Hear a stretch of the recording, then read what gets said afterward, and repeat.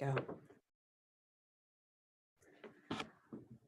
Okay, we're almost at a minute, at 12 noon, and I just want to say we're going to give ourselves one more minute just to make sure, because I did say 12 o'clock, and I want to give people an opportunity to be here if they really want to be here. And just to make some announcements, we are at 12. So I just want to make some announcements before we get started. I want to say thank you for participating in Courageously Alive, the Courageous Conversations Fireside Chat. This morning, I do have a special guest. This is Aly Johnson. And before I get started in introducing Alicia, I do want to say that in today's session, we are going to record this, which we typically don't do, but Aly has a podcast that she does on her own. And in lieu of doing her podcast, she's going to use this recording for her podcast. So I want to say that if you're not used to me recording anything, this is one reason we're recording in this session. So I hope that doesn't bother anyone.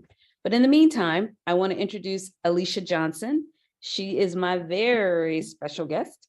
And Alicia is a financial planner and also a podcast host.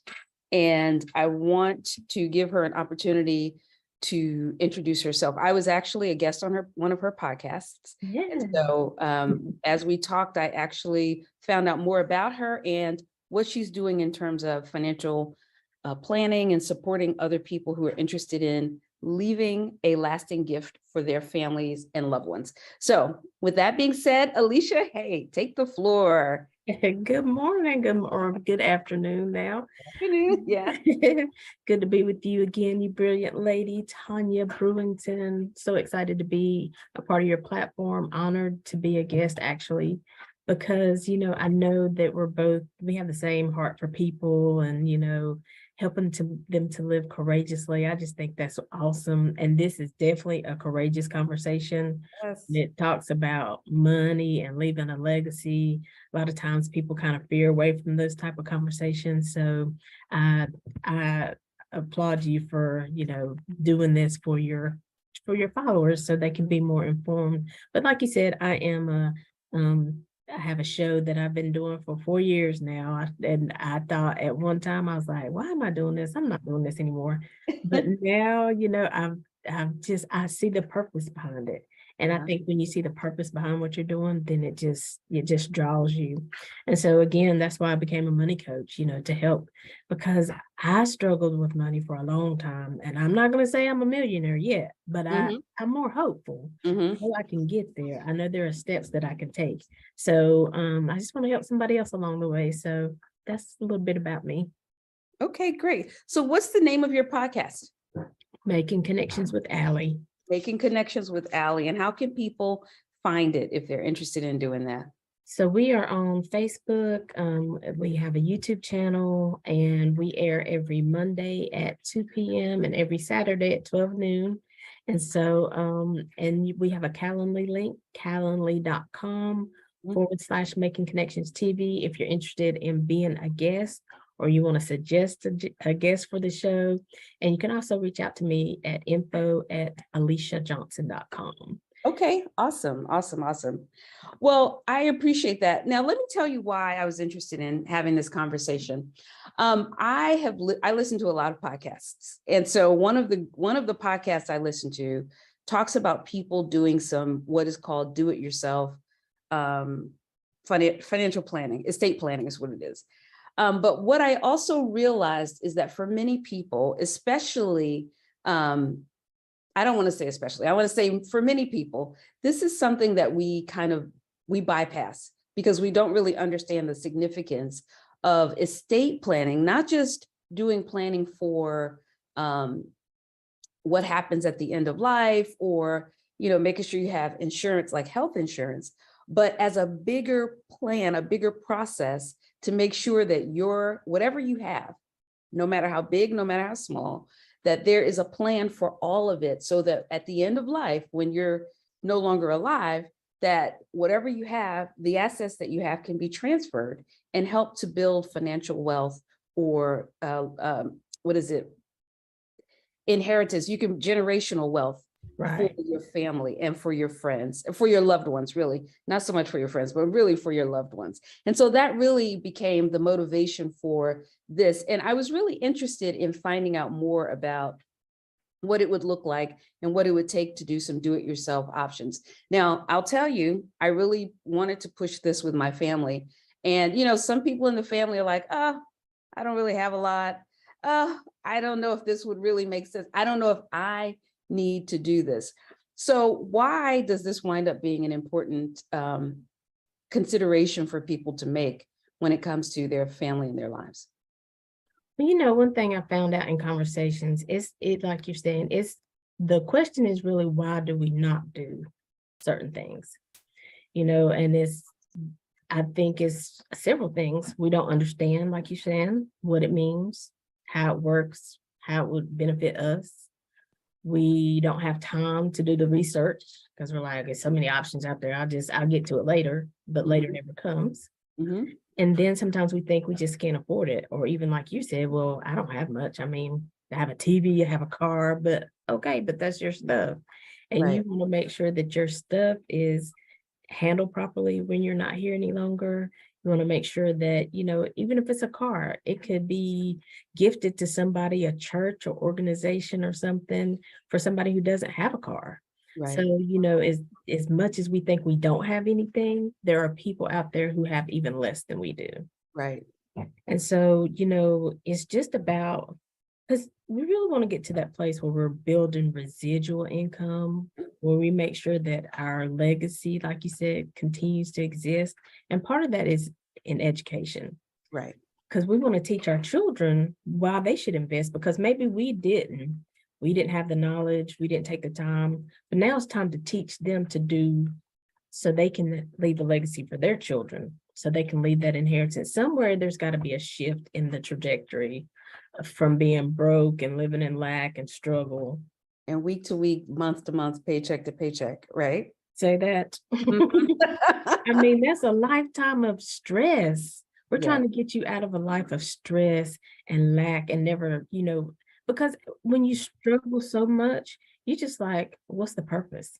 You know, right, right. I know I can't do this. I know I can't take my family on vacation. I know blah, blah, blah. But no, in this season, in this day and hour, because a lot of times back in the day, it did cost you maybe like $25,000, $50,000 to invest.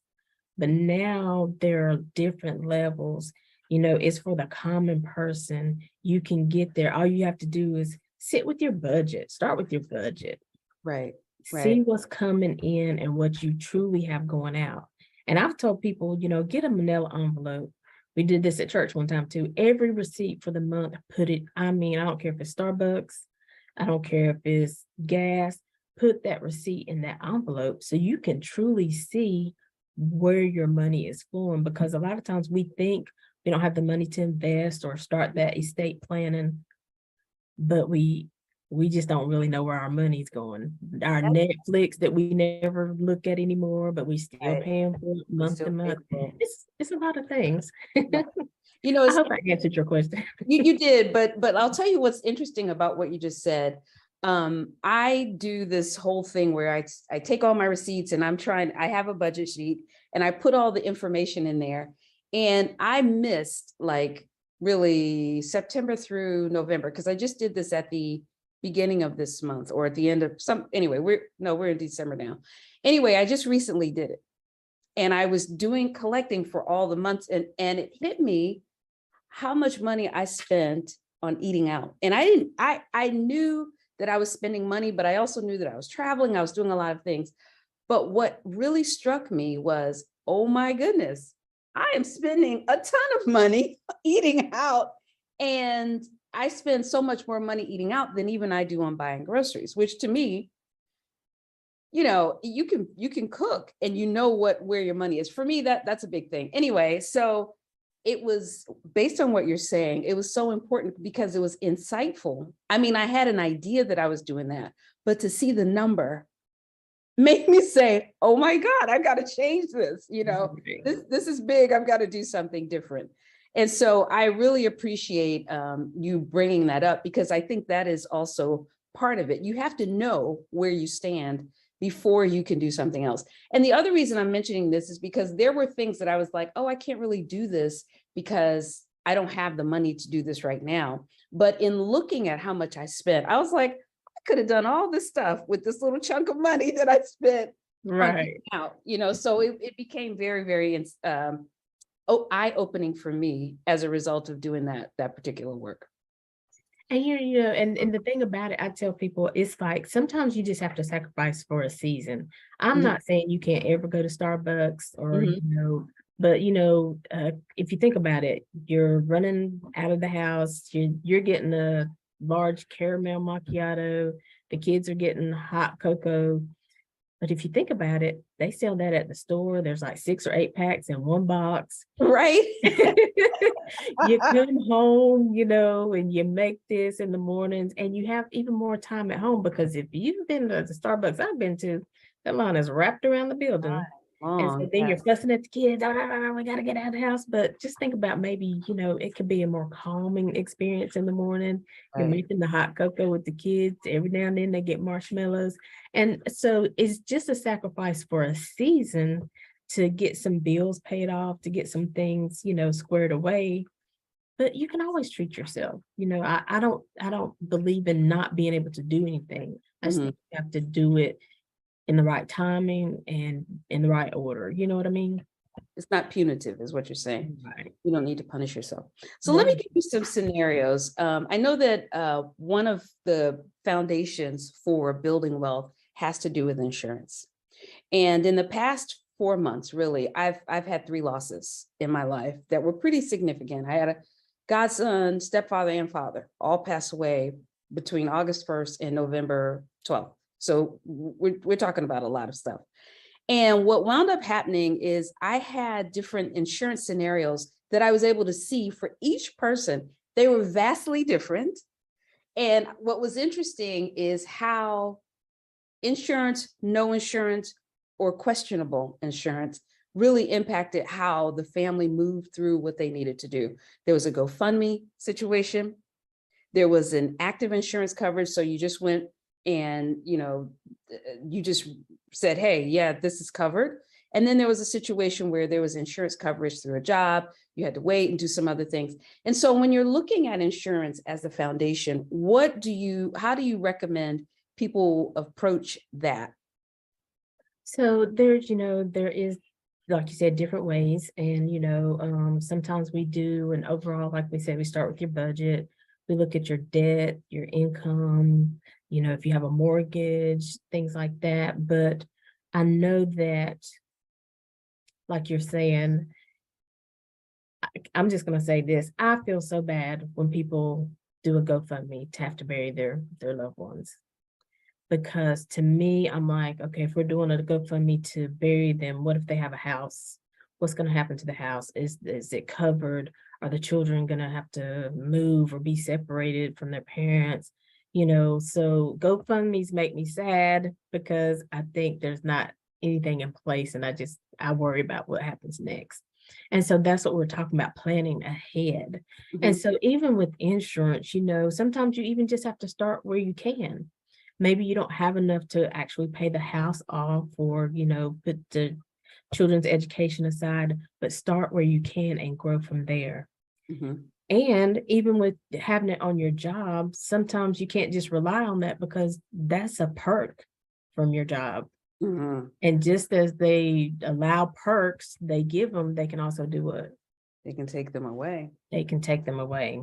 And you have no Or if control you switch over it. jobs, it's like you're starting over. Yeah. Exactly. Hmm. And you have no control of it. You don't know. I mean, you get what they allow you to have. Right. So sometimes that's not enough. So you really have to look at each individual. I can't just say you need $300,000, but each individual, we take them as, an individual. We look at your budget. We look at who you're leaving behind. Like for me, I don't have children, but if I would go today right now, I have 2 elderly parents. So I put things in place where they don't have to struggle to close my house out, to pay my bills off. It's going to be there, and they're not going to have to take that out of their retirement funds. Right. So you really have to look at each individual, what they need, what they want to pay their house off. they have cars, just all those different things. But you definitely want to put something in place because, like you said, I saw a brother and a sister at their mother's funeral. They weren't, and I think we have to have these conversations with our family because they weren't really talking to their mom about that. They thought she had it covered. But as she got sick, she didn't pay the premium. Mm-hmm. And so when it was time to bury her, she had laid out what she wanted to do, but because the insurance policy wasn't in place, then the brother and sister were divided. And on the day of their mother's funeral, the last thing that gift that they could give to her, they didn't even speak to one another. Oh, wow. And Wow. so it's just so important Yeah. because that's a time when you're grieving. That's the time you want to come together and support one another, not being divided. Right, right, right. So when you're looking at insurance, and let's talk about, you're saying that with that as a foundation, is that what you consider as a foundation? Yes. When you're looking at that, and you might be looking as an employee, but there are also people, I talk to a lot of people who are entrepreneurs and self-employed. Mm-hmm. And so when you're looking at the price and the cost of insurance under those circumstances, what kinds of recommendations do you have? I know you have options for term, you have options for whole, but what kinds of recommendations do you make in those situations? Typically, I say go with term, Mm. simply because a whole life policy is going to cost you more money. And so we always teach buy term and invest the difference. So if you're paying $125 for a whole life, you might be able to get a term for 75. So Mm-hmm. that $50 difference, we say don't spend it, but invest it. Mm-hmm. So that it's growing, because at the end of a universal policy or whatever, you might be investing at two different levels, but I tell people to be careful about that because there's insurance policies where you can take money out of your policy, but you have to remember, just like anything you take out is going to add interest. And when you don't pay it back, they're going to take that money from your policy before they pay your loved ones. Right. So you really have to, do your diligence to figure out, again, what is good for you and your setup. How much you're going to need, what types are out there. Again, there's universal, there's term, and then when you're talking about being a business owner, you still have to have insurance on your business, just to save you, because what happens if you don't have insurance on your business? Then if something happens, you have a fire, if you do have a storefront or what have you, then that's coming out of your pocket to be able to rebuild. But Right. there's insurance out there for you to, rebuild your company and to keep you from going under while you're rebuilding. Right. So I do have a couple people who are on, and I just want to say, if you are interested in adding to the conversation or asking questions of Aly, you can put the questions in chat in Zoom as well as on Clubhouse. You can do it in either platform. So what are when you talk about foundational information, the foundations of leaving your own lasting gift for your loved ones, what are your recommendations for that? As far as specifics, or just like what I want people to think about, I just like for people to open their mind to options, right?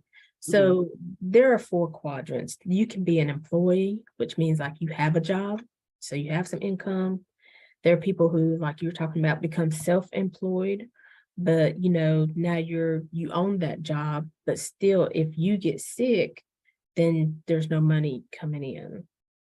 So then we move to being a business owner, where say if you're good at doing hair, maybe you open the salon, you're the owner, so you have other people working in your salon. Mhm. So in case you need to spend time with your parents or do something like that, you're still getting income. Then we like for people to get to that investor role. And an investor, you can still be an employee, because there's a lot of people who like their job, but when you start investing your money, then your money's working for you. You're no longer working for it. You just putting it in the right categories, whether it be mutual funds, bond funds, and now your money's working for you. So you're starting to build that residual income, just like an artist. He makes that song, he did all the work to produce it. Now he published it, it's released. But now every time somebody listens to it, he's getting royalty from that, that song. So we have to open our minds to not just be an employee, and you can still, like I said, be an employee. I know people who love their job. I'll still work a job myself, but at the end of the day, I still want that residual income so that if I do have to, maybe I have to start taking care of my parents on a full-time basis, is my job going to work with me to make that happen? So I have to put things in place in case they say, no, we don't want you to do that. I want you here 5 days a week, and we're sorry about your parents. Okay, well, that's okay. I have a plan B here. So, Plan B, right. so, but yeah, you just have to, you have to find out the information, mutual funds, bond funds, and can I share Stocks? something What real about quick? stocks? Yeah, Stocks and bonds. And so I'm sure. going to share my screen real quick and just go over a couple of things. Okay.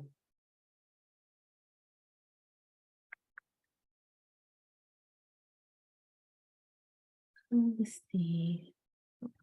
So on the screen, you're going to see, I know everybody on Clubhouse can't see what I'm seeing, but really nearly 8 in 10 workers report living paycheck to paycheck. 8 in 10. Nearly 60% of Americans have less than $1,000 in savings.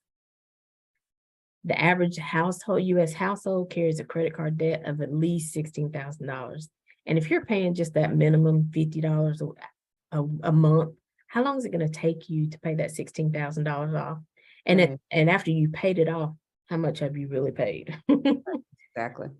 That we're talking about life insurance. The average gap in a household is $95,000. What does that mean though, when you say the average gap, coverage gap? So, like we were talking about, especially when you're younger and you have a house, you have children. So, you want to make sure, like, if something happens to the breadwinner of the household, that income is still coming in. So we teach you how to, make sure that income is still available for the next 10 years. Maybe go ahead and pay that mortgage off. You can incorporate those things into your life insurance policies. You can put aside 50,000 or whatever you want to for your children, whether they want to go to college or a trade school, that money's there. So that's what we say that gap is, because people just say, well, I have enough to bury me. Right.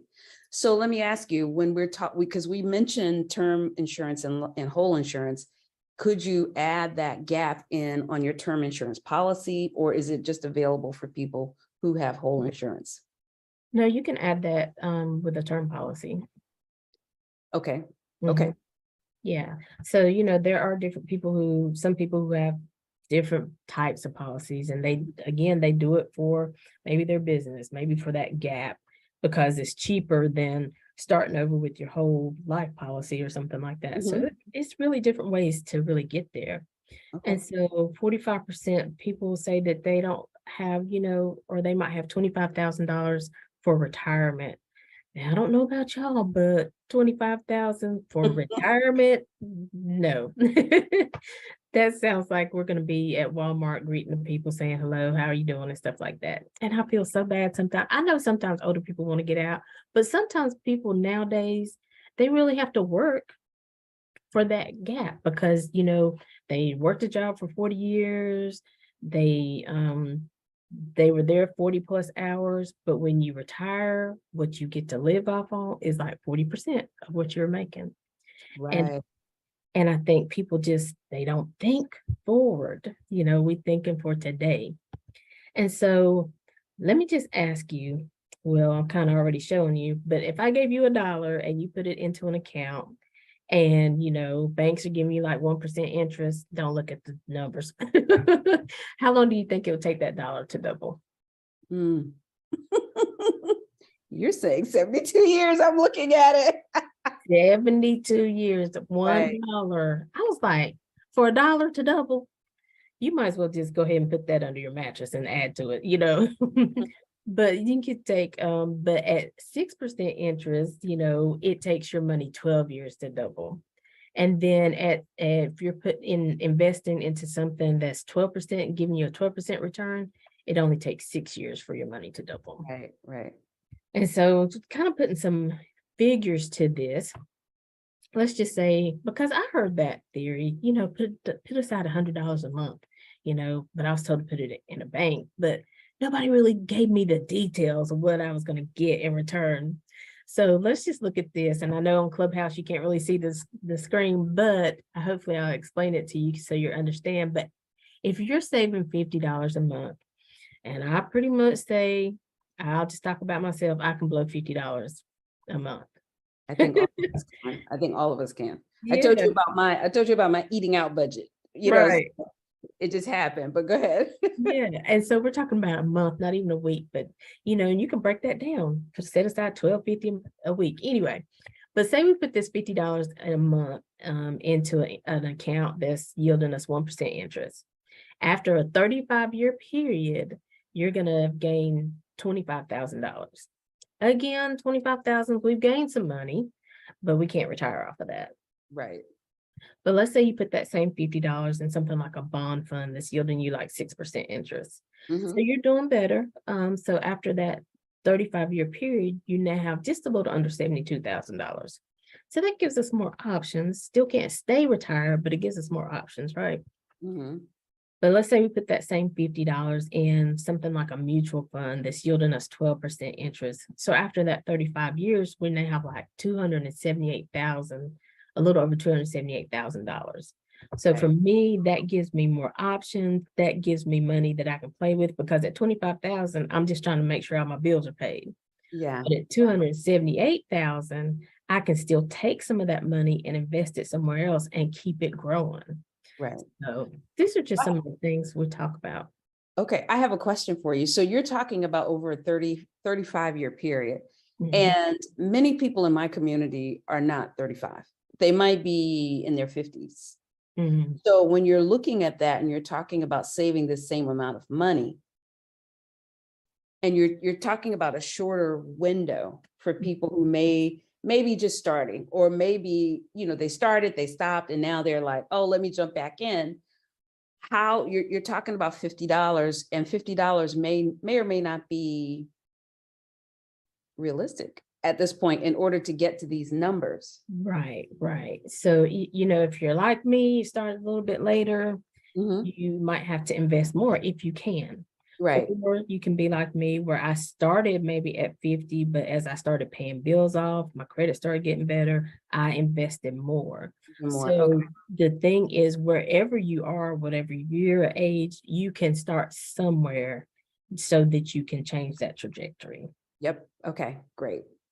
So I'm going to stop sharing. I think that's all I had. Okay. So then I have another question. When you're, based on what you're saying, which is really interesting, and you're talking about investing, is it possible, or you're talking about investing, you're talking about doing bonds, you're talking about doing, what else was it? Mutual funds. Mutual funds. Okay. So then what about when it comes to doing it yourself? I know you can actually hire someone to do this, because whoever you hire would presumably have all of the knowledge about what the options are. But Right. what in this could you use as a do-it-yourself estate planning option? And do you consider this estate planning, or do you consider this just personal investing? I mean, or is there a difference? Well, I think anything that you do for investing or what have you is going to affect your estate. So, if you're going to do it yourself, I just say, take the time, do the research, compare, your options, and, you just do your due diligence to find out, how am I going to get my return on my investment? How long will my return on the investment be? How do I leave this as a legacy for my family? What options, what do I have to put in place so that they have access to it when I'm gone, so it doesn't go through the state and the state get their part of the They want to get their cut. So, what options do you have to consider in a do-it-yourself So, focus? And I'm not, and let me say this, I'm not suggesting anyone do it themselves. I'm just saying, in right, case you say, let me do some things now to get the ball rolling, and then I can actually get someone else involved. What would you say that people could do to get the ball rolling, so to speak? again, look at your budget. Mm-hmm, See what you have to invest. mm-hmm, See where you can, put something aside for a minute or for a year, what have you. So you'll know, and make sure it's something obtainable, because sometimes we'll be like, I'm gonna do this, but then it gets stressful. We see we're not getting our bills paid, and then we stop. mm-hmm, So you want to make sure it's something that you can continue doing so you can continue to grow. mm-hmm. So how much can you invest? Again, you have to figure out, where am I going to invest it? And that takes you getting online, figuring out how IRAs work. If you're talking about retirement, you have to know, am I doing this for retirement? Am I doing this short term because I just want to put some money in an account where I can get this money back out in 10 years and pay my house off because I'm getting ready for retirement? So Right. you have to know what you're doing this investment for. Is it for your children? I want to make sure that I have accounts set aside so when they're ready to go to college, I'm not stressed out. And then we don't have that conflict because they've been studying hard, getting good grades, but I still can't send them to college because I don't have the money. Mm-hmm. So you really have to know what you want your money to do for you. Right. Right. Depends on, where you invest it and how you invest it. Right. So those are like the first things you have to consider, what you want your money to do for you. Look at your budget, Mm-hmm. uh, Get the amount. track your spending. I guess that's the thing. Yes. That's what I'm saying. Track your spending. Mm-hmm. And then do what? And then once you've decided, okay, I have $150 and I can invest this $150. You have to do your research on the companies you're going to invest in. Don't sit it in your savings account, because as we see, your savings account is only giving you 1% interest. Find a investment company that will diverse your investments. You have to tell say if you go with T. Rowe Price or somewhere like that, you have to research these companies and see, because sometimes they just take your money and they don't really give you a lot of options or a lot of customer support. So you want to make sure, if you're somebody who's new at this and you don't know how to invest, you want to at least make sure that there's good customer service. You can ask questions, you can change it, because sometimes when you invest, you can't change it till the end of that 10 years.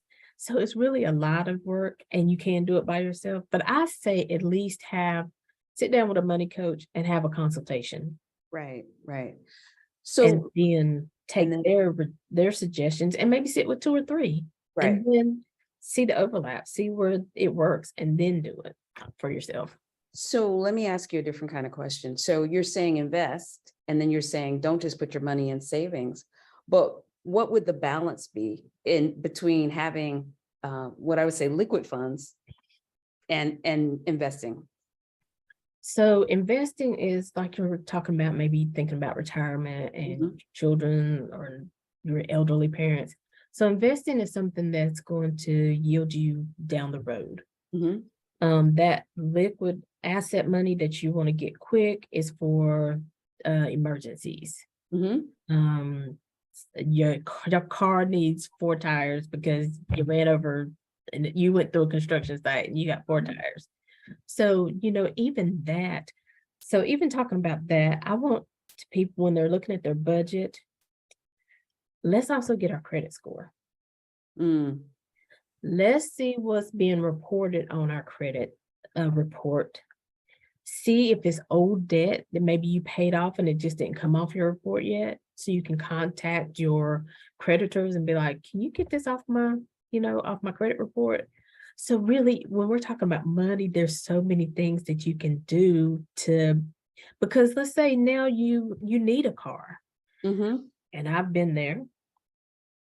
Honey, my credit was terrible. They were going to finally give me a car, but they were going to give me what they wanted me to have. And at the price I was paying for those payments over 5 years, I was like, man, I could have got like a BMW or something, and I'm driving this. So we have to think about all those things, paying our debt on time. So sometimes you need that those assets where you can um refer to for like emergencies, or if you Mhm. have this debt that you need to pay off in a certain amount of time, you have some money saved aside where you can pull from that fund, pay this debt off, keep your credit, keep building your credit score. Because let's say for me now at 53 years old, if I go to the car, I'm I gonna know get a that's much right. better interest rate. I'm Yeah. gonna be able to take my time and peruse around the car lot and choose what I want, Mm-hmm. not Mm-hmm. what they want me to have.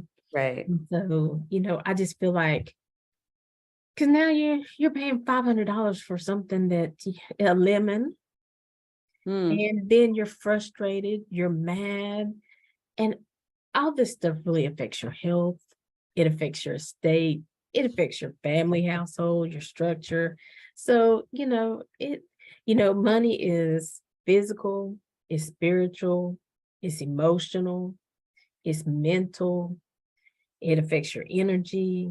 So Mm-hmm. whatever you can do. And like I said, I think every step you take, every investment, every bill you get paid off, the credit score going up, all of that affects your estate. Right. Right. So based on what you're saying, it sounds like there's so many different components. It's like really you're looking at your budget first, just to see where you are financially Mhm. every month. So you know how much you can use to really invest or do whatever. You're looking at your credit. Mhm. You're looking at the savings because it sounds like you should have some savings, even Right, though you are going to also invest. right. And then insurance also becomes something that you want to consider. So we have a comment from Ms. Stevenson. It says, understanding that each person has unique circumstances, but in general, how much should you have invested before you retire? That's a good question. So, okay, say you're somebody who maybe you bought a house late in life. Hmm. Do you still have to pay on that house payment when you retire, when your retirement age comes? Are you still gonna have that? But just a general figure, I say everybody should really aim to have, I hate to say figures because then people get scared, but really depends on what your income is. Uh, Say it. Just say it. Go ahead, Aly. Just say it. Listen, if you want to give yourself options, you want to live well for some time, let's try to aim to have $200,000 at least, $250,000 That's a minimum at that you're saying retirement. before you retire. Okay, so then that means that for some of us, we can't retire at 62. But see, I Maybe. don't want people to get scared and say they can't retire. So then maybe you say, well, let me work more now on paying my house off. Okay, so you reduce in order to reduce the expenses and the debts that you have, is what you're saying. Right. Okay, okay. My And you, Clubhouse listeners, okay. do you have questions? But go ahead, keep going.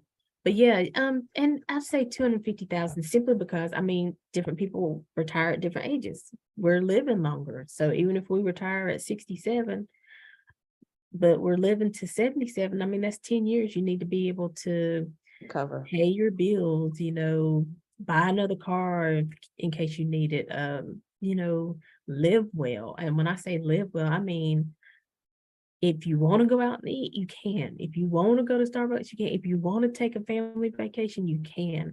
Because, I mean, I'm telling you, this really hit me because me and some of my friends were talking about it. We're just like, well, when we retire, what are we going to be able to do? So we're trying to live it up now because when we retire, if we're retiring off 40% of what we've been making, we already struggling. Now I'm gonna live off 40%. Right, exactly. So I tell you to aim big so that even if you don't need that, and if you reach 200 and you don't reach 250, at least you're still in a good spot. Right. And you still have money that you can live off of, but still causing it to grow, investing it to cause it to grow. So you still So have you're options. you're saying 200 to 250 in a retirement fund, in an investment account, or savings, or a combination? It could be a combination, because definitely at retirement, you want to have something because you're not having that steady. I mean, you'll have your social security if it's still around, but you want to have an account where you can, you're getting income from each month. Each month, So you okay. want to know that that's happening. But if you're able to still be investing and still growing your money, let that happen as well, because there, if I had listened and I understood and I had put that $100 a month, but sometimes we think we can't live without that $100 a month. But if you know what that $100 is going to do for your future, you're more willing to free that up. Yeah. And I'm eating out so much. I'm talking about me, talking to me. Talking to me. and then you can have, and there you can maybe even be living off the interest of your investment. Right. And that principal money is still there and still growing. So you don't even really have to invest anymore, but you're living off that interest that you're getting out every month. Okay. So yeah. That makes Ms. sense. Stevenson, how do you feel about when I said 250,000? How'd that make you feel? Let's talk about that.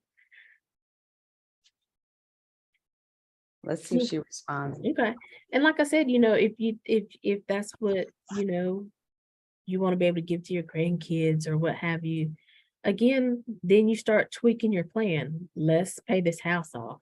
That's doable. That's doable. Yes. All right. Miss Stevenson said that 250 is Come doable. on. Awesome. I'm proud of you. Awesome. That makes me happy. I love it. I love it.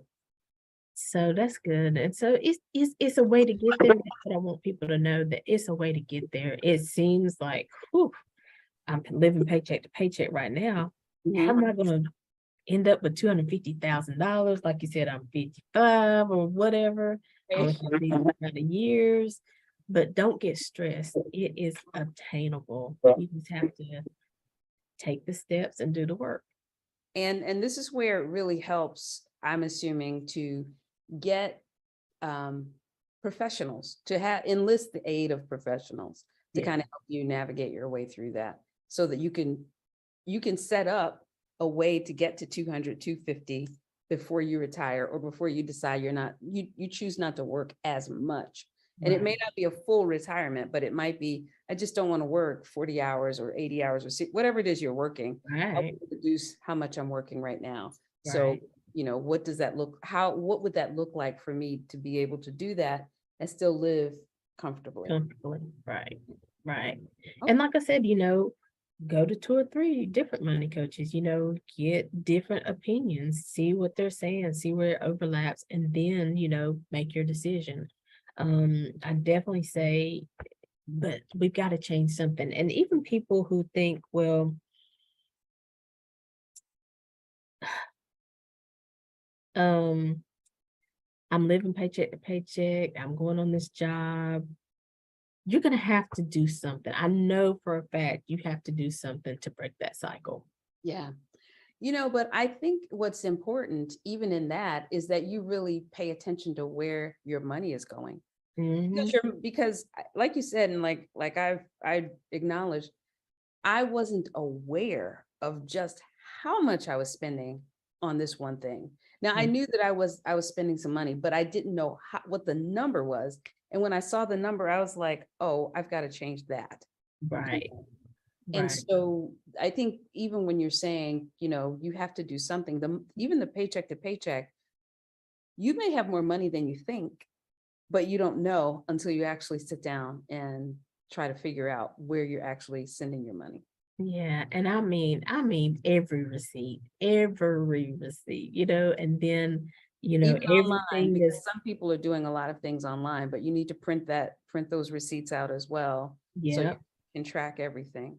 And I was going to say, even those automated payments that come out, the Netflix and the Hulu, and I mean, Peacock, do you need all of them? You just have to ask yourself. And cable. And cable, right? Listen, I'm about that one right there is about to get me. And I'm just like, really? Now, I thought I was still on some kind of package. What happened? But see, you have to watch that kind of stuff, because then you're like, well, something's funky with my budget. But because you haven't looked and say, well, your package ended 6 months ago and now they're charging you an extra $85 a month. Mhm. That's where it is. But you have to be able to see it and know Right. it. So Just have to know your numbers, right? yeah. So I just want to say, hey, thank you. I hope this has been helpful and informative so that you learn what it takes to begin the process of leaving a lasting gift for your family and your loved ones. And so I want to say, Aly, thank you. Are there any last kind of words you want to say to sum us up and take us out? And then I want to see if you have anything you want to promote, things that you want to tell people about, and you want any events that you have coming up. Okay. So again, I know we were here to talk about leave a lasting legacy, Mhm. leave a lasting gift. And Mhm. so for me, I'm a spiritual person. So I know that salvation is a gift. Mhm. I know that, we have to do the work but so many people have sacrificed already for us. God sacrificed his son. There are people who I think about Harriet Tubman every time I wanted, because I'm like, now if Harriet Tubman can, go through the jungle and tell 25 and bring 25 slaves out. I mean, I could tell 25 people about financial literacy, you know. Right. So it's just I just feel like it's so important because I want families to start loving one another, encouraging, supporting one another instead of fighting. Because, like I said, money is physical, it's emotional, takes you to a mental place, it causes you stress, and stress kills you. So, my gift to the world is just to be able to help somebody to live a better life because I know what it's like to have struggled and to struggle inwardly because I didn't want my family members to know that what kind of place I was really in. Mhm. So when you go to your money coach, just be honest. And if you feel like they're judging you, then go somewhere else. They're not the only money coach around. Exactly. So go somewhere where you can truly be honest. And if you need to cry, cry, because I do that quite often. And if you need to cry about your situation, but that's okay. Cry, but be willing to do the work. Because the Bible says that we are the head and not the tail, the lender and not the borrower. We are above and not beneath. Right. So even though you feel like you might be borrowing right now, that can change. And then you can be the lender. You can give other people advice. You can tell people your story, your testimony about how you overcame. Right. So we're all working together to live well. And so I'm just here to try to really help people to build wealth inside and out. So, Great. Great. And one more question came from Ms. Stevenson, if you're okay okay. with answering this. Okay. Should you pay your house off before retirement? And what's the tax situation that might surround that? I think that's the way definitely the question is, should you pay your house off before retirement? And then it says tax situation, two different questions, but I'm assuming that what would the tax implications be if you were to do that? Okay. So, Miss Stevenson, I will say that I don't know all of those answers about the tax situation, but I am a part of a team where different people do different aspects. And if that's something you want to know more about, I can definitely reach out to you and, get some more information. Not necessarily, don't get worried. I'm not going to necessarily throw you in the dungeon with somebody, but I can get more information. But for me, and, we do try to tell people, if paying your house off is going to have more money in your pocket and bring you less stress. But if you have the finances in place where you can still make that house payment, but still live well. So again, it's based on each individual. But yes, I would say pay your house off, but I do not know personally the tax implications, but I can give you the information. So let me play on her question a little bit. So if you Mhm. pay your house off before you retire, would that change anything about, and you may or may not know this because I hear what you're saying. Would that change what your tax situation looks like in going into retirement? Or if you just keep the house and keep the house payment and you're retired, does that lower some taxable income? I mean, I don't know. And I'm wondering if that perhaps is what she is questioning when Right. it comes to this. And I think that's the taxation is the big piece of that question, and I honestly cannot The answer second that, part, yeah. you know, that part. But I know I have business partners who can, but Okay. I personally cannot answer. I don't want to say, and then I'll be completely wrong. So I'll admit I don't know that part, but I do have business partners that I can get that information from. So this really is where you would have to take individual, you would have to look at a situation for each individual in order to Right. give them the best Advice, response for that, right. best advice for them. Okay, good. So then Aly, how do people get in touch with you? First of all, can you go back? I mean, when you're talking about how to get in touch with you, tell people again how to reach your podcast, and then tell them how to actually reach you in case they want to get more information about doing whatever these components, especially the insurance, because I think the insurance is a key element to what it sounds like. It might be the base. It's the Aside from your foundation. budget, it sounds like it could be the basis for Right, what we're right. talking about. Absolutely. And we make the insurance the foundation, and we build the house from there. So, Okay. but you can reach me again. I'm on Facebook, Instagram. We have a YouTube channel, but you can either reach me online at Aly Virtuous. Listen, you're gonna Aly Virtuous is my social media handle, or we also have a podcast, Making Connections with Aly. Making We connections air with Aly, or Aly Virtuous. Aly Virtuous is your Instagram and your, Aly Virtuous is like my personal page, okay, and Making Connections with Aly is my business. is your business. Okay, great. And Yeah. that's for the podcast? Mhm, Okay, mhm. great. All right. Yeah, and all of that is on Facebook, Instagram. Those are the two we use the most. You can watch our YouTube channel. Again, we air every Saturday at 12 noon and every Monday at 2 p.m. If you're interested and you have some more questions, you can send me email. See my name up there, Alicia.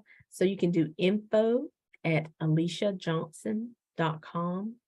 That's info@ALYSSIAJOHNSON.com. If you're interested in being on the show or you have questions about the show, we have a link that you can schedule a conversation, and that's calendly.com/Making Connections TV. Okay, awesome. I appreciate that. So let me add two things. Mhm. Because I really appreciate the fact that you have come on. I just want to say thank you. Absolutely. Because when I talk about leave a lasting gift, I know this is like the end of the year. And I really believe that as people are preparing for Mhm. next year, this is one of the things that they should put in their plan as part of Right. their goal for the beginning of the year. And Mhm. so I just want to say thank you for coming on and talking about that, because I do know that it's important. I just want to also share that if you're interested in continuing with the Courageous Conversations Fireside Chat, next month, January the 7th, we're Yeah. talking about a brand new year and a brand new you. And my guest is going to be Angela Durant, who's a brand strategist and the CEO and founder of the Be Brilliant movement. And I think that, again, for those of you who have been exposed to Angela, you know about her. And even if you don't know her, she's a phenomenal person. Yes. She's like she's a courageous woman too. She does the whole courageous thing. But what I do know is that she can actually provide some good insight about how to step into the year as a brand new you, if that's your goal for 2023. So with Yes. that being said, go ahead. Do you want to share something else? And I'll say that she is definitely helping me step into 2023 because we're relaunching, the show and what it looks like and what all the things that we offer. And so she has been helping me along the way. So I'm excited about relaunching, hopefully into January, Okay, um, awesome. the new look. Awesome, awesome. And she's the designer. Her company has designed the website for our business, courageouslyalive.com. So Angela is really, really a great brand strategist, and I'm really thankful Truly. for her support in this area. So with that being said, I just want to say thanks again, Aly. If you have any questions or you want to reach out to Aly, by all means do so on her podcast, as well as send her an email, info@aliciajohnson.com. Yes. And that's it. Do you have any final thing? No, that is it. I just really, my thing is building wealth inside and out. And I just want everybody to be encouraged that you can get there, because I once had a credit score. People laughed at me. I'm telling you, I once was living paycheck to paycheck. Like I said, I'm not a millionaire yet, but Yet. I know that's where I'm going. Awesome. And, wherever I have already been delivered from, I can help bring somebody to this point. So I'm an open book. I'm pretty honest about where I am and what I've been through. So definitely no judgment, because Right. we've all been there. And my parents have helped me kick myself in gear, because I didn't think I mean, I knew they were gonna get older, but I didn't know they were gonna get older and maybe a little feeble and maybe need me. So it's a lot of things to think about. And so I just say, as you're thinking, like Tanya saying, just take those time and think about where you need to go, and then just take the time to get there. Okay. With that being said, Thank you, thank Tanya. you so I much. appreciate You're you welcome. All right. Take helping me care. to live courageously. Thanks. All right. Take care. Bye for Bye. now.